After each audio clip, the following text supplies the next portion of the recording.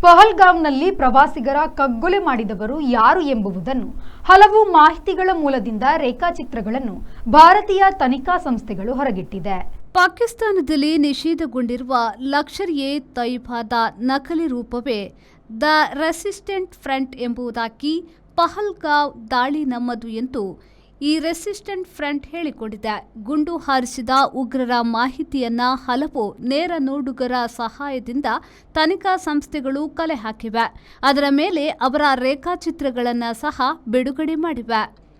ರಕ್ತದಾಹದ ದಾಳಿಯ ಹಿಂದಿನ ಗುಟ್ಟು ಬಿಡಿಸಲು ತನಿಖಾ ಸಂಸ್ಥೆಗಳು ಈಗಾಗಲೇ ಮುಂದಡಿಯಿಟ್ಟಿವೆ. ಕಾಶ್ಮೀರಕ್ಕೆ ಬಂದಿರುವ ಗೃಹ ಮಂತ್ರಿ ಅಮಿತ್ ಶಾ ಅವರು ಮುಖ್ಯಮಂತ್ರಿ ಒಮರ್ ಅಬ್ದುಲ್ಲಾ ಹಾಗೂ ಲೆಫ್ಟಿನೆಂಟ್ ಗವರ್ನರ್ ಮನೋಜ್ ಸಿನ್ಹಾ ಅವರುಗಳ ಜೊತೆಗೆ ಪರಿಸ್ಥಿತಿಯ ಬಗೆಗೆ ಸಮಾಲೋಚನೆ ನಡೆಸಿದ್ರು.